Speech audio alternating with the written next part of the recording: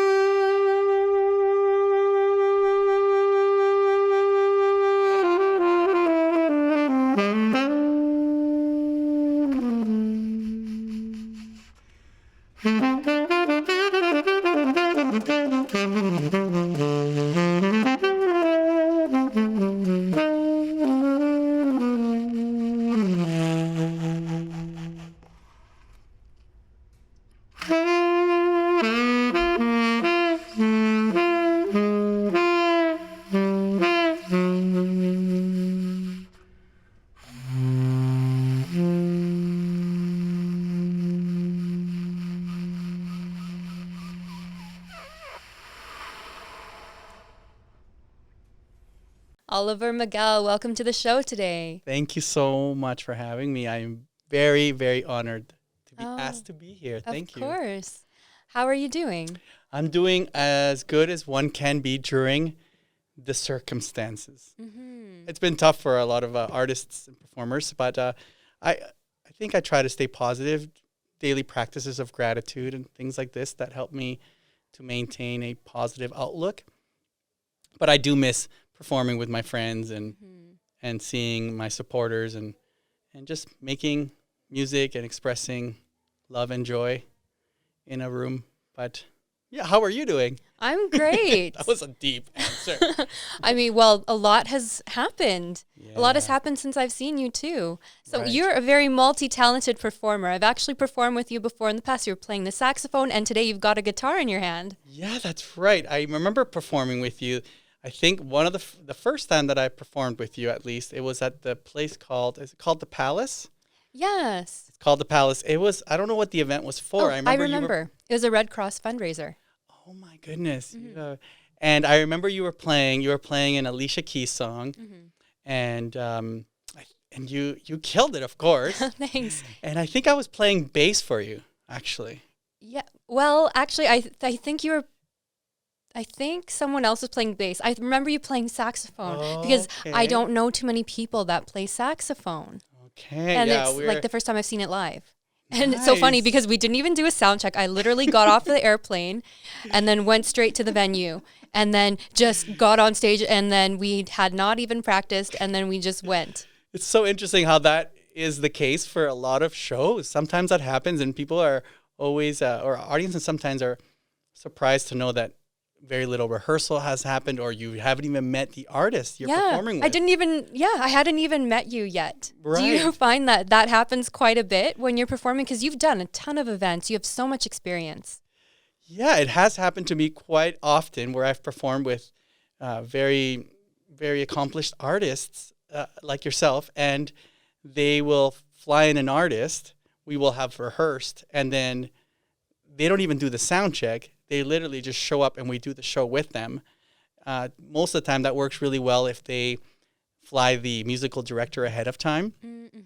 So sometimes promoters or producers for big shows will do this to save a lot of money, because hiring or flying all their band or orchestra to another city, instead they'll hire local ones and pay them a little bit less, obviously, and no flights, no hotel rooms, no visas to worry about, and that way they fly out the main artists, which are usually the lead artist and the musical director. And I've had a lot of experiences like that where I don't know the artist at all, and it's a wonderful wow. experience actually, because it's you just like, you have to go. The show is on and you go, and then you hopefully get to meet the artist after the show. But it's been like that, and that's how we met. Yeah, I know. Isn't that interesting? But isn't that so much fun? Like, you get on stage and you just have to perform. That's right. And yeah, you have to be in the moment. I think that's one thing that performing music, at least, is very important, that you're just in the moment. Because as soon as you start thinking about, did I leave the stove on? What am I going to have for dinner? Then you're not present in the moment. And I think performing music naturally obligates you to be in the moment, which is really, really, really special, because I know a lot of art forms do, even like painting, you have to be there. But I find that being in the moment really helps to do your best in that spot. Oh, that's so true. Yeah, it's something that's so creative, and it's hard to encapsulate in words. I agree. It is hard to encapsulate, but it's a thing that I've been aware of. You just breathe and you are there in that moment. And also, like, you have to be so much in the moment. You can't even think about the beat that just happened or the beat that's coming up. You think about that bar, that measure you're in right now. You have to be so present in order to do. I find that is the best time that I perform, is when I'm just completely in the moment. Oh, for sure. I could see that. So you have such a lively performance. Do you have a favorite instrument that you like to play? I know that you're very multi-talented. Do you prefer one over the other? I think it goes in strides, as in, like, sometimes I will gravitate to one instrument for that week or that day or that month, and then I'll gravitate to a different one. I fell in love with the saxophone first. I would say that was my first love. And then since then, I've always just been hungry to learn and hungry to do as much exploring as I can, and even including now. I'm really, like, on the way here, I was practicing vocals because that's what I'm into today. Yeah. Are you working on any new tracks that you're going to be releasing? Yeah, I'm glad you asked, actually. We are releasing a song at the end of this month, June 25th. I don't know when this podcast will air. Having said that, on June 25th, I have this song called Pam and Jim that is being released. And I'm really excited. It's a really special track, a little different than my other stuff because it was inspired by Pam and Jim from the hit show The Office. Oh, okay. So if you've ever watched that show, there's like a office romance that occurs between Pam and Jim. And I think anyone who's watched the show can really you just are sucked into that 10 seasons of romance that happens. Anyways, the song was inspired by their love story. And the song is called Pam and Jim, like I said. And I believe it's a really special song where it features a lot of my instruments, including vocals, and it also features a local vocalist here in Calgary named Sonia DeLeo, who I had the pleasure of co-writing the song with. And the two of us wrote the song during the lockdown. We just had a FaceTime conversation, and we started to write the song that way. I believe it worked out really well. It was just, and then we started recording it. I sent it out to LA for my friend who plays drums, Effa, to record drums there. And then I sent it to a guitar player. I sent it to a keyboard player, and I just kind of collaborated with these wonderful musicians via internet. That's the only way to do it now. Yeah, you were able to collaborate with people from other countries, all over. And do you think that you would have done it in this process had it not been for the lockdown?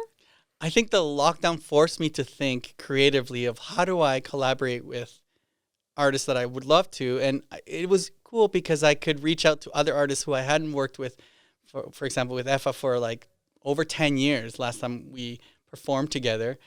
And it was so nice to just reach out to people I had maybe wouldn't have thought of if we didn't have a lockdown. And so I reached out to him, and of course Sonia recorded some vocals on it, and it's a duet essentially, the song, and it should be, I think, if you're thinking about this romance between these two. And I play the male part, she plays the female part, and it's a beautiful song. I'm really excited. It's groovy, it's old school, and I'm excited for you to hear it, actually. Yeah, definitely. We'll have to look out for that June 25th. Wow, I will have to also watch The Office as well so I can understand the romance going on there. Watch out. It's a slippery slope. You're going to I know it's a popular show. Yeah, you watch a couple episodes and then you're just hooked. At least that's what happened to me. And I had watched it before, years ago when I guess it was a little more popular. And then during the beginning of the lockdown, I don't know, we watched the one episode or two episodes, and then we started binge watching it like crazy. And so I think that was obviously part of why it was inspired by. I just felt wow, that love story is so unique and special. And inspiration can come from anywhere. I agree. Where do you tend to get most of your inspiration, do you find? I think I just find it from day to day. I don't say that it's particularly in one thing. Sometimes I'll be inspired by a person or a moment or another song, or I'll have an idea on guitar and I'll be oh, that's nice. What does that make me think? And then do you go by feelings, or how? Very much. I see. So, you're very much in the moment. Yeah, I definitely inspired by emotions, and that's what, to me, sometimes music is the key, is the expression of emotion.